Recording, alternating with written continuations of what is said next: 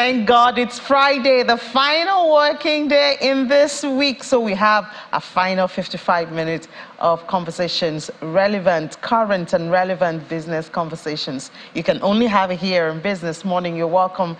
I'm Ini John Mekwan. Just before you get into the weekend mood, let's do some business. We start with the commodities space.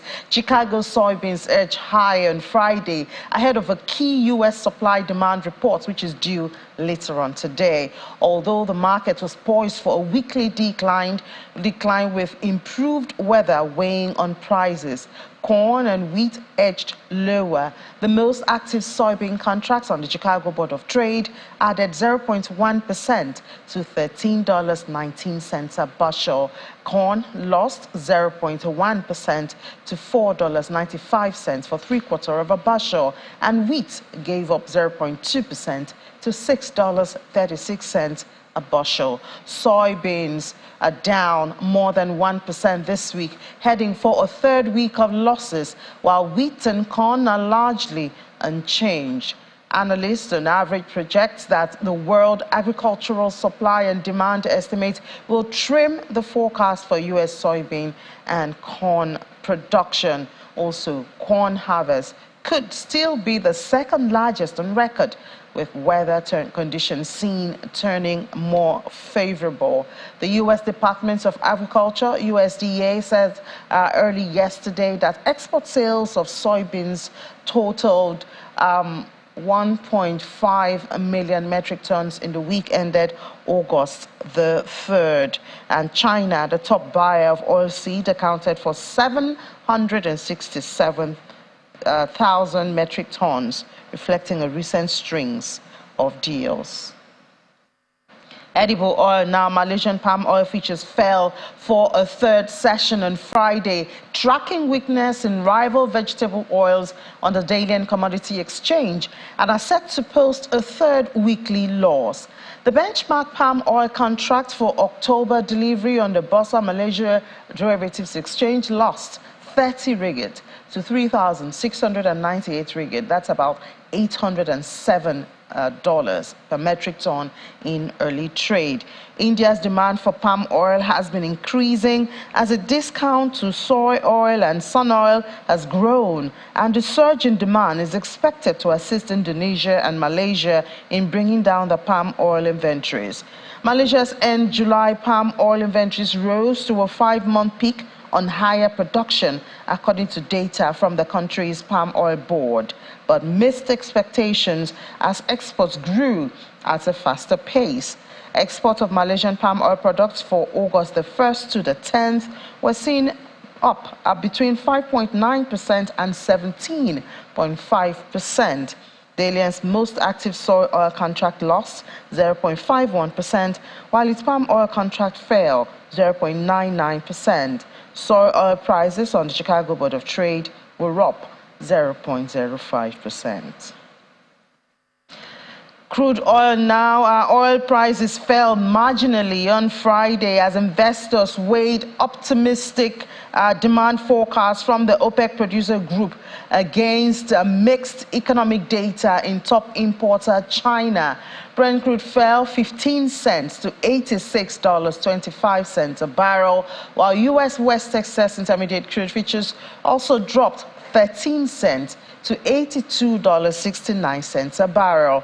Both benchmarks have been on a sustained rally since June, with West Texas Intermediate crude trading on Thursday at its highest this year and Brent hitting its best price since January. The Organization of Petroleum Exporting Countries, OPEC, had said that it expects world oil demand to rise by 2.25% million barrels per day next year, 2024, compared to the growth of 2.44 million barrels per day this year, 2023. Both forecasts were unchanged from last month. In 2024, solid economic growth amid continued improvement in China is expected to boost consumption. Market sentiment was also lifted by Thursday's U.S. consumer prices data for July, which fueled speculation that the Federal Reserve is nearing the end of its aggressive rate hike cycle. Not very good news back here in Nigeria, as the country's crude oil output has fallen to a month low as it drops to 1.29 million barrels per day in July. And that's according to the latest report by the Nigerian Upstream Petroleum Regulatory Commission, NUPRC. The report by the oil regulator shows that production fell 12.56% from 1.48% barrels that was recorded in June. A breakdown of the production data shows that for the month was 1.08 million barrels per day, while blended and unblended condensate were 38,258 and 174,509 barrels per day. The loss can be attributed to the temporary shutting down of the Forcados terminal last month due to potential leak at the export terminal. One of the biggest stories on the continent at this time is the Niger coup. Yesterday was the second Ecowas summit, and President Bola Tinubu, the chairman of Ecowas, chaired that meeting. It's the second extraordinary session of the Authority of Heads of State and Government of the Ecowas taking place at the presidential villa in Abuja. The focus of this meeting is the political situation in Niger Republic following the expiration of the 7-day ultimatum given for the return of democratic rule to Niger. Excellency, the chairperson of ECOWAS welcomes the members with an outline of the efforts by the bloc, including sanctions and mediation efforts that are yet to yield results. He advocates more diplomatic efforts and dialogue. It is crucial that we prioritize diplomatic negotiations and dialogue as the bedrock of our approach. We did. And we still look to engage the party involved, including the Coup leaders, in honest discussion to convince them to relinquish power as suggested. The body then goes into a closed-door session to review the developments since its last meeting. We have reaffirmed our commitment. Hours later, the doors are thrown open and the chairperson gives his closing remarks. He reiterates that all options will be considered in ensuring a peaceful resolution of the situation in Niger. No option is taken off the table, including the use of force as a last resort. If we don't do it, no one else will do it for us. It is then time for the reading of the communique.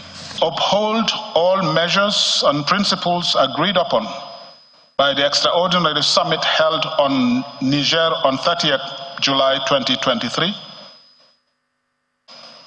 Underscore the determination of the ECOWAS authority to keep all options on the table for the peaceful resolution of the crisis. Enforce all measures, in particular border closures and strict travel bans and assets freeze, on all persons or groups of individuals whose actions hinder all peaceful efforts aimed at ensuring the smooth and complete restoration of constitutional order. Direct the Committee of the Chief of Defense Staff to activate the ECOWAS standby force with all its elements immediately. Order the deployment of the ECOWAS standby force to restore constitutional order in the Republic of Niger. ECOWAS is urging the African Union to endorse their decisions while asking partner countries and institutions, including the United Nations, for support to ensure a quick resolution of constitutional order in Niger Republic. Some of the presidents who spoke later make clear their resolve on the matter. ECOWAS cannot accept this. This is not a matter of Nigeria against Niger, not at all. The decision that we have made today, and I hope it will be implemented immediately, is a decision of ECOWAS. All the head of states think that we have tried dialogue with the push of Niger. I personally consider this as a terrorist act, and we cannot let this continue. We have to act. the position of Cote d'Ivoire, which has been endorsed by all of the head of states, and that we have been able to tell these putschists that their place is in the barracks. Well, if we had made mistakes in the past, we should try to correct it now. There is always a time to get started. I think it was a mistake not to have taken action previously, but now that we are together on this, we should take action to make sure that it does not continue. It's the end of the second extraordinary session on the political situation in the Republic of Niger, and it's now time to see if this set of resolutions will bring the much-needed stability and the return of democracy to that country. From the presidential villa, Lanre Lasese, Channels Television News. Of course, we do know that action or inaction against Niger in the process of restoring democracy does have impact on economy, on relations, and that's what we're going to delve into today. And joining us for that conversation is Mr. Felix Obi, an international trade and relations executive, joins us from Maryland in the United States. Good morning, Mr. Obi. Good morning. So we've heard a lot of criticism whenever ECOWAS talks about using force to restore democracy or bringing back normalcy in Niger. But we did hear the president of Nigeria, the chairman of ECOWAS there, say that all options are open, you know, including force, not just force. What are your thoughts, you know, concerning the approach so far? We've heard of dialogue, especially we had, you know, former emir from Nigeria, Sanusi Mohammed, go there and speak to some of those people. What is your perspective as to the handling of this issue so far? Well, first of all, thank you very much for the opportunity to be on your show this morning and to speak with the Nigerian people and the international audience. I think that the president ought to be commended for making an effort to making clear that coups are not normal, they're not helpful, and they should not be tolerated on the continent.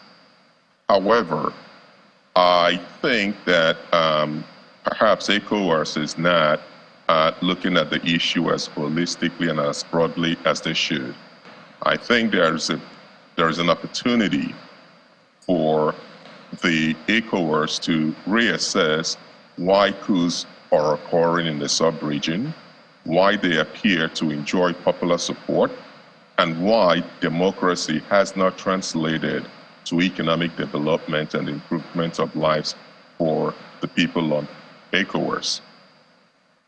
I think that when ECOWAS reflects on that, they may quickly realize that there is a profound opportunity for ECOWAS to negotiate with international partners on a new economic compact, a compact that would require member states, as an example, to be democratic, to have term limits for their presidency, to not change their constitution and allow the presidents to run and stay in office for an unlimited period of time. And that would be some of the preconditions to enjoy the economic concessions that President Tinubu would have negotiated on behalf of ECOWAS. The reality of it is that up to a few months ago, Niger was touted as a democratic success in West Africa. Niger also needs foreign aid for about 40% at least of its budget. That is not a success story. That is not democracy translating to success for the people of Niger. The story is not much different for most countries in the sub-region. Yet, the sub-region is rich in mineral resources. I'll be the first to acknowledge that mineral resources does not automatically translate to wealth. However, the beneficiation from locating the value chain that translates raw materials into input products, the industries that support them, is how you create wealth. And I think President Tinubu should lead the conversation with international partners who are invested in the safety and security and prosperity of the region to now match their security assistance with an economic development agenda. So let me get your own perspective. Why do you think Coup seems to be spreading or be getting celebrated in the sub-region? Why? So I don't necessarily believe that citizens of the sub-region are advocating for Coup, but they just want change, because inherent in change is the hope that things might be different.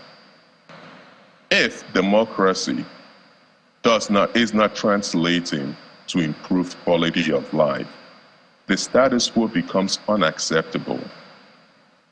If, in especially French West African countries, the economic relationship between the countries and France is unequal and not meeting the aspirations of the people, the leadership of the sub-region has a responsibility to advocate for a better deal. And at this major inflection point, with the spate of coups in West Africa, at this major inflection point in the broader global context, where the transatlantic alliance is looking to de-risk this international global supply chain, President Tinubu has a unique opportunity to advocate for the location of industries in the continent, in Nigeria especially, and the sub-region, of course, as part of the transatlantic alliance's de-risking of supply chains. This is how you make Ecowas more attractive to governments. You don't want to coerce membership. EU does not coerce European countries to join the EU. They entice them because they see the benefits in becoming part of the bloc. And we have a unique opportunity, and I do hope that that the administration is listening and they're watching, and I know some of them are watching this show. There has to be a broader approach to how we think about the challenges in Ecowas. Even if we were to restore the presidency, democratically elected president in Niger, it would not have changed the status quo and the challenges, social, economic, public health challenges of the region.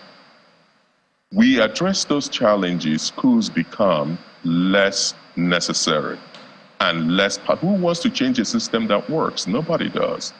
We have in the sub-region where there's a preponderance of security assistance in the region.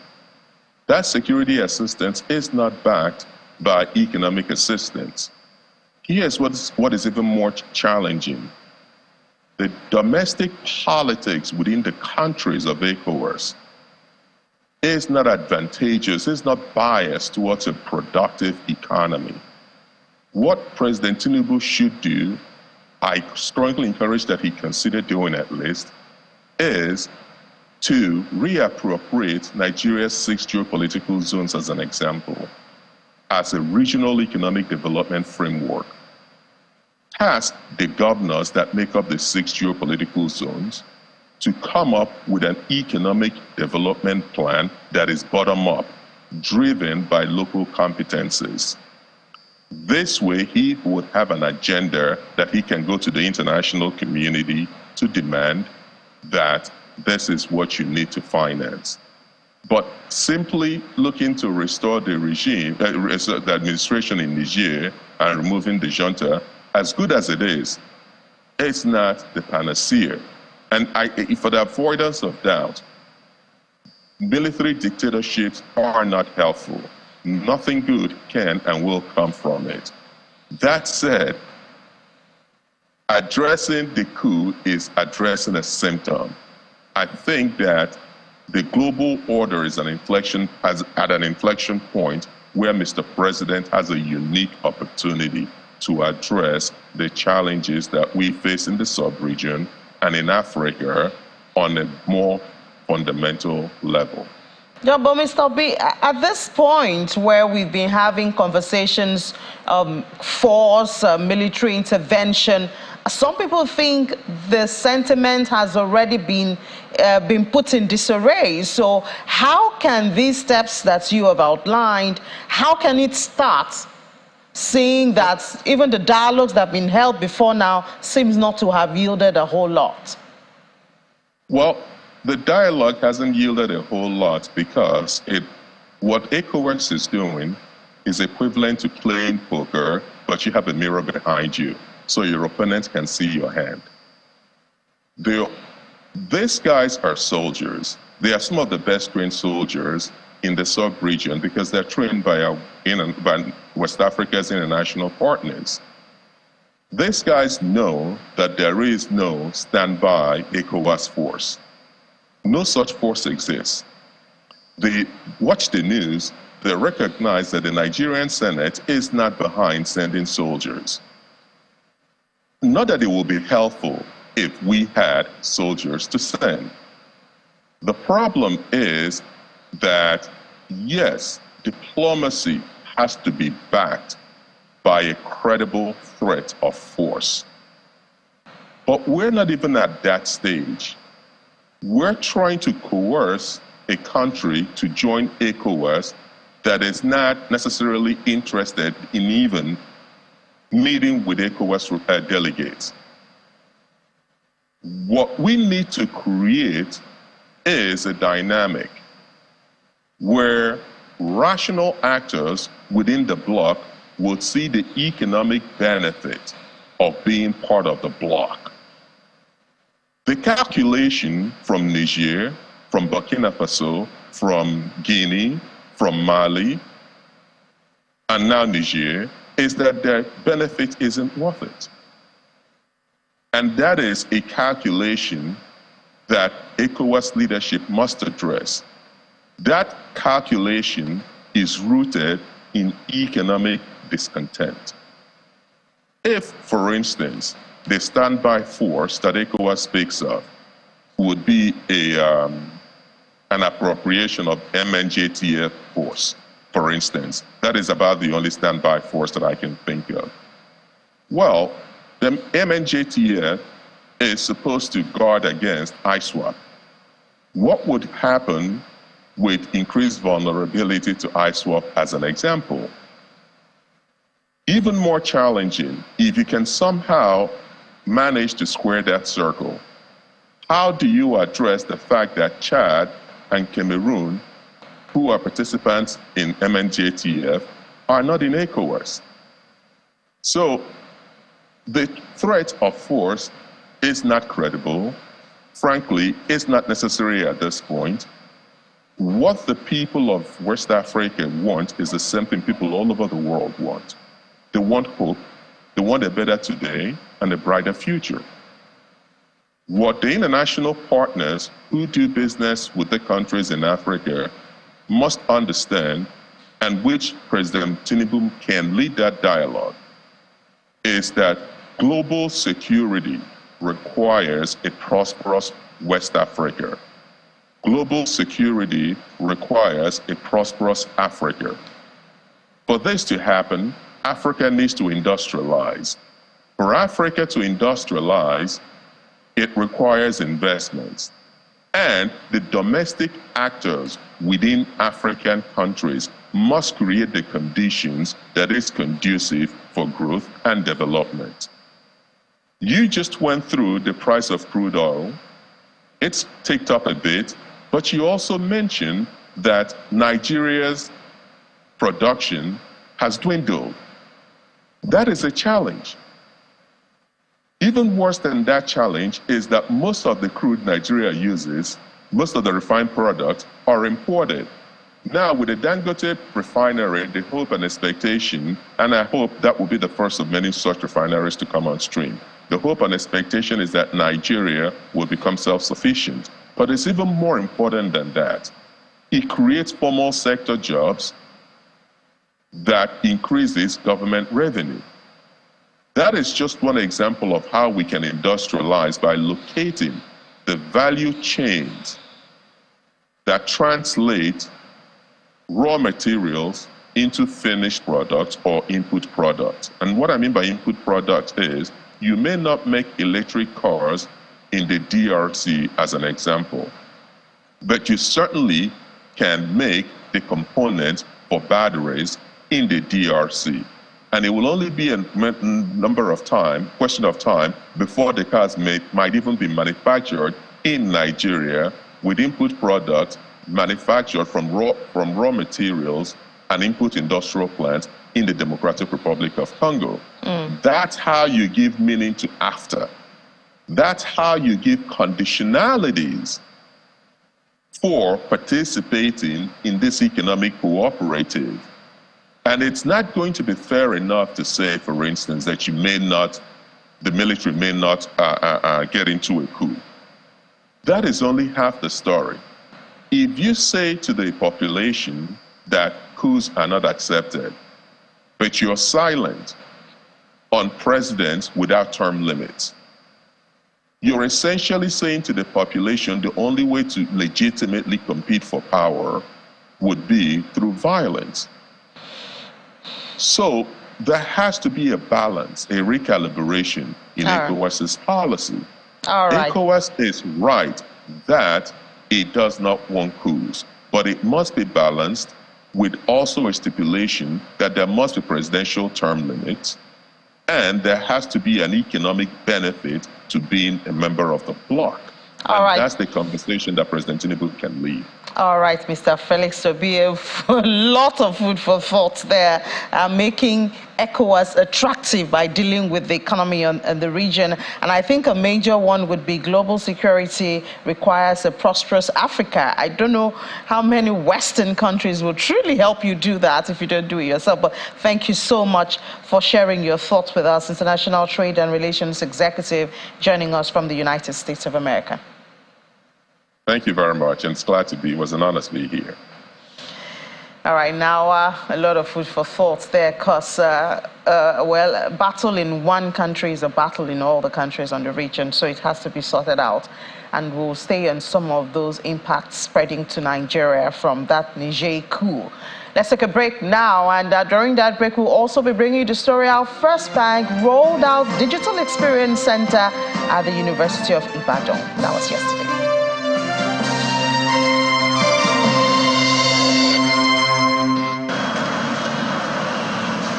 The management of First Bank Nigeria Limited, led by the Chief Executive Officer of the First Bank Group, Mr. Adeshola Adedunton, and the University of Ibadan management team, led by its Vice Chancellor, Professor Kayode Adebowale, witnessed a new vista in banking as the Digital Experience Center is unveiled by the gate of the institution in the Oyo State capital.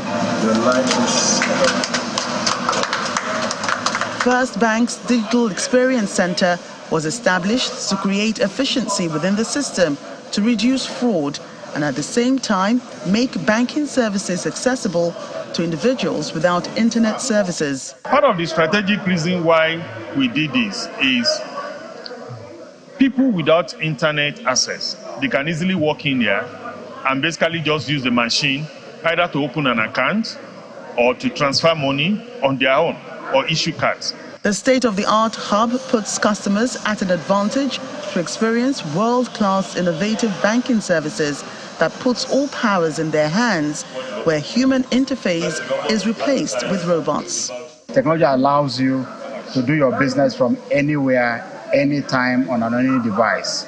So the normal time you will spend moving from one place to the other, you can achieve that through technology, by phone calls, banking, collections, and so on and so forth. But there are concerns that robots may displace people in the banking industry. Fears the First Bank CEO says are unfounded, as human resources will be diverted to more productive areas of the banking system. Based on where technology is today, there are certain jobs that ideally you should not be given to a graduate to do.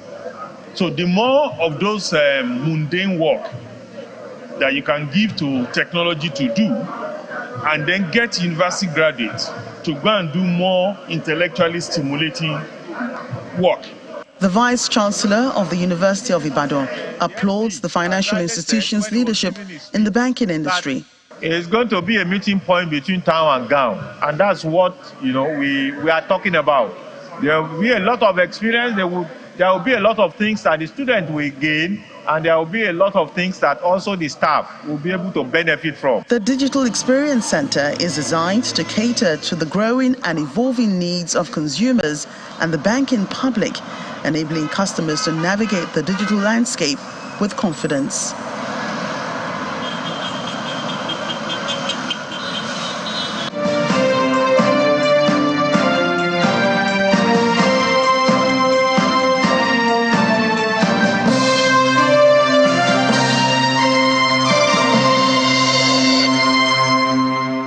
Welcome back to watching Business Morning here on Channels Television. Globally now, we hear of businesses closing down because of inflation, high interest rates, as CBNs work to reduce or curb a surge of what they've now termed stubborn inflation. Well, businesses are suffering from that because businesses operate mostly from credit from banks. With high interest rates, a lot of them are closing shop. But how can you overcome some of these hurdles and build a sustainable business, a generational business?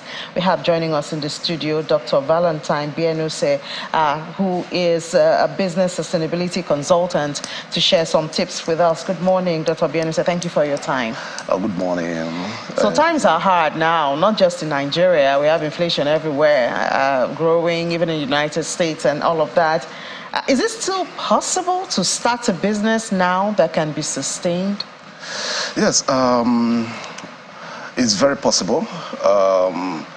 It depends on how and what we feel and what we have in mind and what we set to achieve. Looking at family businesses from time immemorial is a thing of cultural thing that one family, father, pass over to children, and it has been a norm of a cultural thing. But because of issues that's coming up, recent Western culture that is coming into our environment we are trying to embrace, has been a thing that is affecting family businesses where a goldsmith, you discover all of a sudden nobody has interest in such a business anymore. And look at the first business, the first generation, now businesses, second generation will see themselves as people who have come to benefit from that the family business. Previous, yeah. And from there the third generation will find that business no more. Now it's now left for the founding father of the business to put things in place, and all of them has, like, what can they put in place? Management succession planning, which is there, but have to make it a workable management succession planning. What are some of those tips? So when you see some people start their business, maybe they started with their spouse and hope that the children will take over, you know. So what strategy can be put in place to ensure that there's a structure, you know, a management structure that can build the business, allow it to grow, and then pass it on to the next generation? Yes, the first structure to look at is the marketing skill on how to generate revenue for that business.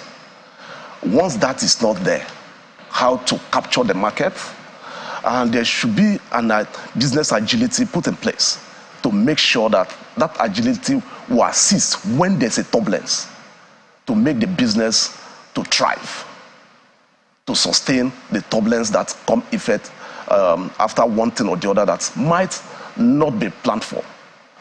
For example, a man found a business for the family that will make the business to sustain, and the name of that business is supposed to be an iconic thing that is meant for that family to be referenced with. Now, these children who were not part of the business come over from nowhere. Because it's my father's business, you made that child to inherit it. So there's what we call family members' commitment. Now, at that process of family members' commitment, there should be issue of mentorship. You have to mentor that particular family member that you want to inherit that business from you. And that same child or that family member should be part of the business ab initio. In a situation where they are not there, and you hand over that business to that person, it will now become an overflow of the enjoyment that they're enjoying when the founding father of that business is there. What about when they don't have interest? A lot of children grow up, I mean, they have their own talents and skills. Yes. And they choose to go another way, not necessarily the way of their parents. Yes. And at that point, that parent, that father should look for somebody within. For example, I can make a reference to a business where I have found myself in that environment for some time. There's no child at the present when the father retired. And there was somebody he has mentored over time who was a COO when he was the MD CEO. So he handed over to the man. Is that still a family business? Yes, it's still a family business because the family still control the business. They still control the business. So what is there is now the current MD to mentor any of the family members who has interest. The bottom line is the business still remains. Still generates job, still creates revenue for both the family and the government. So, which is the essence of funding businesses. So there are some situations where you hear people say, well, somebody outside the family is giving control of the business, yes, and the person, because he feels is not, related to the founder, messes up the business. There's what we call empaths. You select your team, and these persons assisting you are part of the team. Among all, you should be able to choose one that has that interest. And that person, you leave that business with the person. It's not advisable for a man to retire when he gets to 70 or 80. And if anything goes wrong, that man cannot come back anymore. It's expected for a business founder who is at the age of 50s, between 50 and 60, to step aside and hand over that business to whoever that is available, who has the vision, who has bought into the vision, who represent the brand of that business, to take over from that person. So if anything goes wrong, that man still has something to offer, and he'll come in and stabilize the system. Okay, now what about with the headwinds of today, high interest rates, inflation? What are some of those tips you can give businesses, maybe small businesses, to be able to wade through this very harsh period? I think in that aspect, government is trying to do something to cushion the effect of whatever that is happening within the environment. Like President Tinubu has signed into an executive order that says that issue of multiple taxation should be a thing of the past. Let us have a single taxation effect, and I believe when that comes into full force, that also will help the family small businesses that are coming up, because you see local government coming up to come and harass small kiosk owner here and there and all of those things. At the same time, the state agency also are coming, and at the same time, there's still VAT, which belongs to the FRS. So if there's that harmonization where you have just only one single tax, I think that also will be a thing that will encourage the small businesses that are coming up. All right, thank you so much for that, Dr. Bianese. And the Tax Reform has been formed and inaugurated. We hope to see that, come to pass very soon. Thank you for your time. Thank you, ma'am. All right, we'll take a break now and tell you how Boa Cement is putting smiles on the faces of their customers. We'll be back.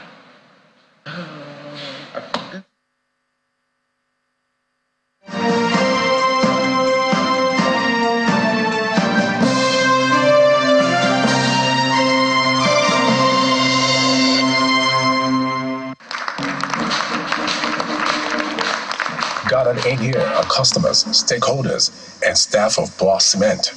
They have gathered to witness the launch of a new sales promo tagged Win with the King, which the company says is designed to appreciate and reward the support enjoyed by the company from its numerous end users. Wow. A round of applause, please. Beautifully dressed and seated guests were treated to a stage play and a captivating cultural dance display. From Thursday, August 10 to October 31, 2023, loyal customers are expected to win loads of household items from the promo.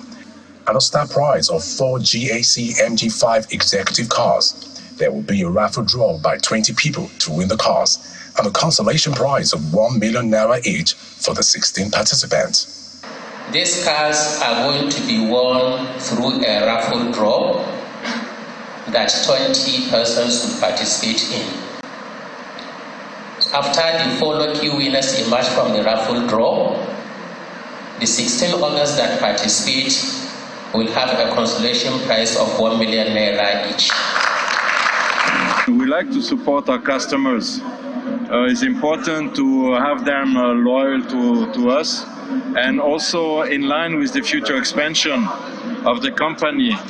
We need to ensure that our customers are going to continue with us, and in a way is to reward them. In addition, we need also, we'll use this to sustain our sales and also to continue to build our brand awareness. The instant prizes include airtime of various value across mobile networks, tricycles, LED TVs, generators, Android phones, rechargeable lamps, free bags of boa cement, and T-shirts. All the users of boa cement are eligible. Those that are exempted are all boa cement staff, their relations, the vendors, and all those that have a role to play in the organization of this sales promo. The promo starts today, being 10th of August, and it will run through up to the 31st of October 2023. The promo covers the company's 2 plants in Obu and Sokoto, while the redemption centers are spread across the 36 states of the Federation and the Federal Capital Territory.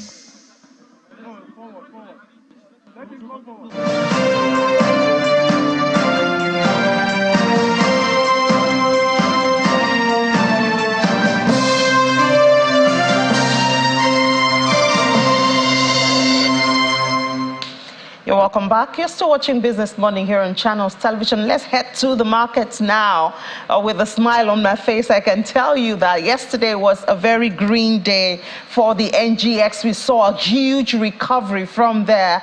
The all-share index, the day before was down by 1.2%, recovered 1.62%. So, that is a whole lot of good news for me as a reporter and I guess as investors. So the all share is back at 65,000 there, 65,205.35 as at the close of yesterday. And this was because of a whole lot of gain. But before I get, let me not get ahead of myself. And there you see all share for year to date is up 27.2%. Equity is back at 35.483 trillion naira. Let's look at the sectors there to help us understand.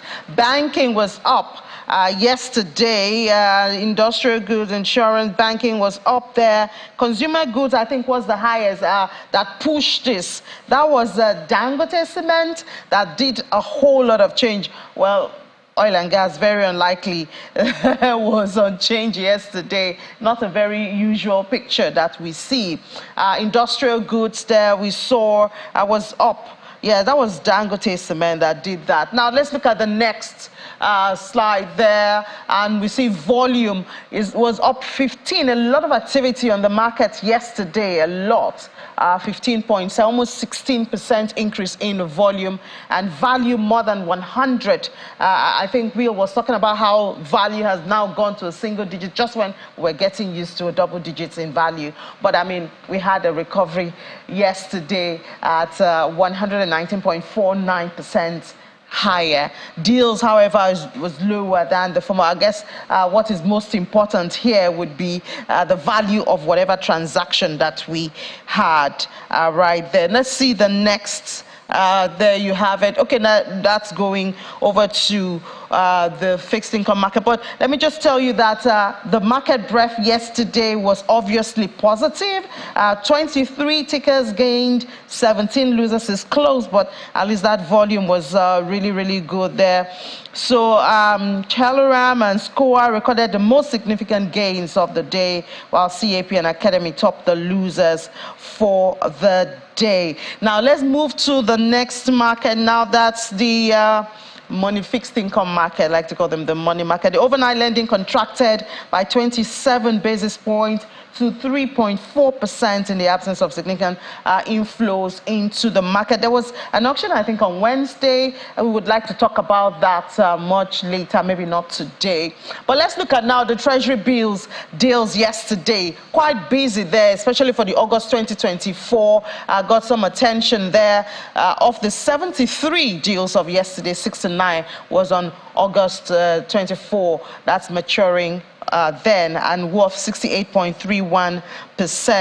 The secondary NTB, it was kind of quiet and was unchanged. That's the yield was unchanged at 7.3%. Let's go to the next market. Federal government bonds there, a value of 19.56 billion naira, 25 deals, and there we see that the March 2025 and the June 2053 had the most attention, or looked the most attractive to investors yesterday. We can also say that the federal government bond secondary market was bearish, as the average yield expanded to 13.5% across the benchmark curve, and the average yield expanded in the short mark curve there at by 4 basis points right there. Okay, so let's see the next one. OMO.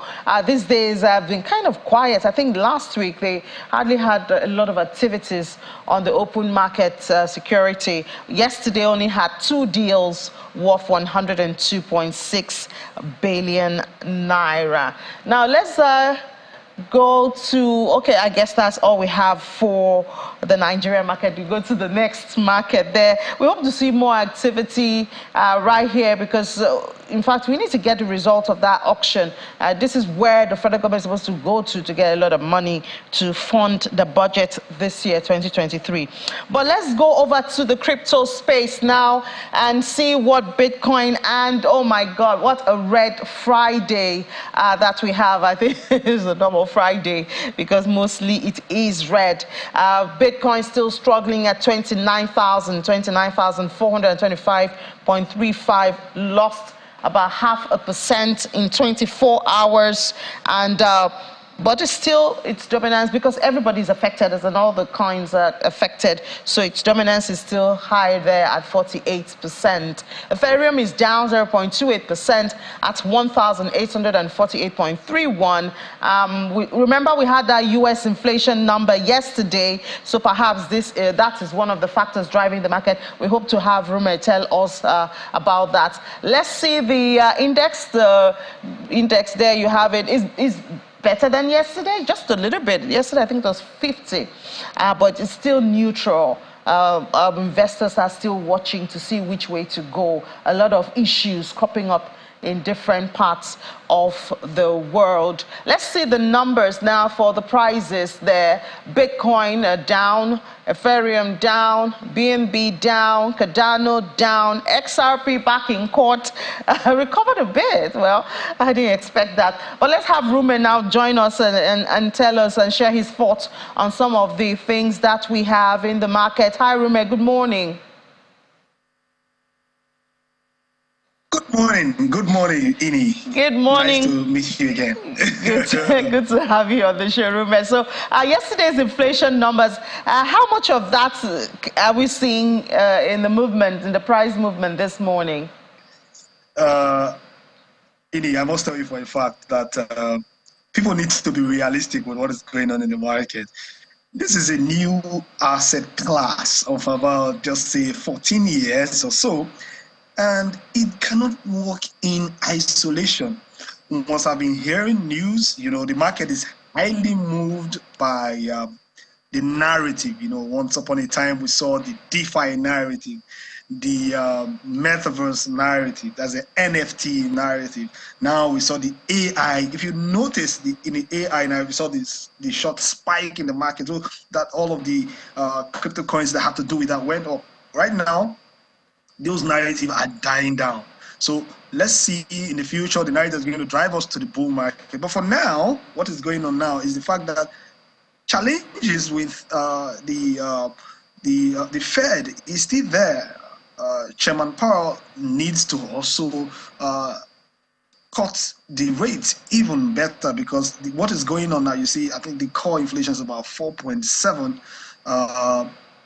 month about 0.2. You know, so all of this plays a role on the economy of the Bitcoin, the cryptocurrency economy. It plays a role because all of those investors that are going to come in must also have the capital well sorted out to bring into this industry. That is why you see the market has been trending on a path where it's neither going up nor going down, because it's trying to understand exactly what this capital is going to come in, when they're going to come in, and what its impact is going to be like. So it's playing out, but a lot of people in this space, because of the fact that they are not, they don't understand what the financial aspect of the world and how money funds move around in the industry, various industries. So they think that, oh, Bitcoin can just move to $1 million, $100,000, and so it doesn't work that way.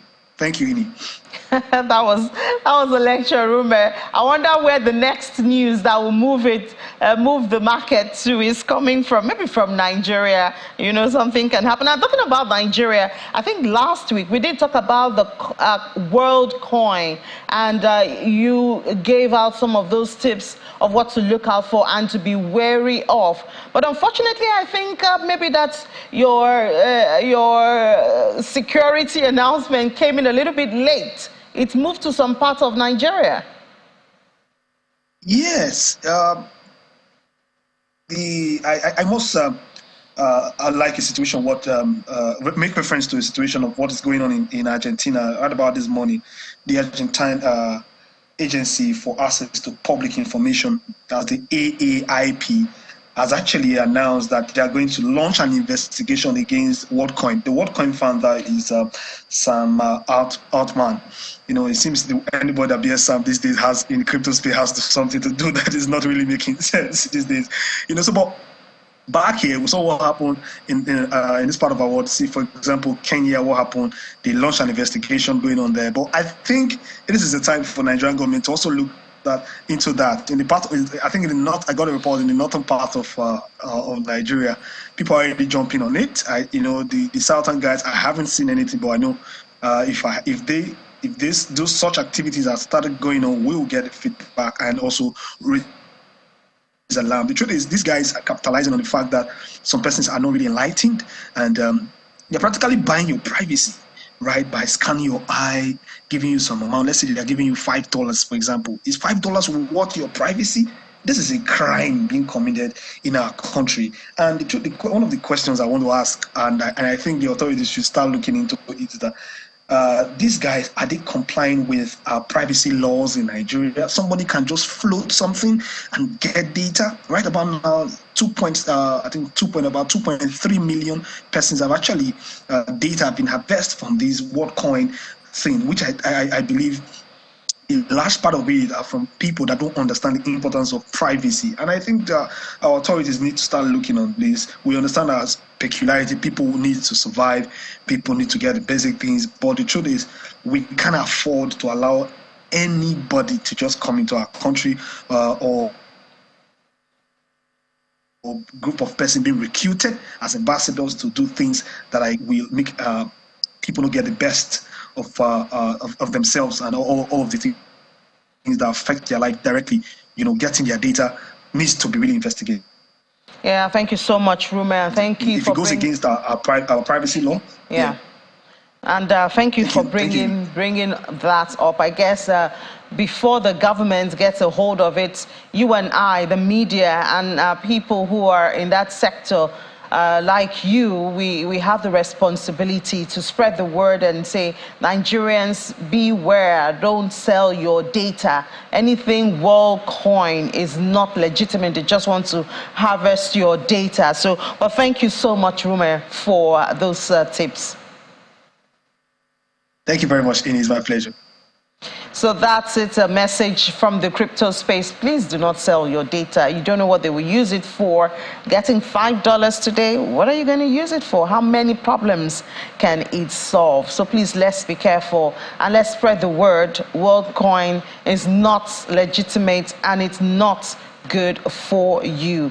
At least at this time, all they do is harvest your data and use it for things you are not even aware of. Well, that's where we draw the curtain today for Business Morning. Business Incorporated will come in a couple of hours at 1:30 to be precise. I'll be back to give you that. So do join me then. It's Friday, but don't get into the weekend mood yet. I'll see you at 1:30. I'm Ini John Mekwa.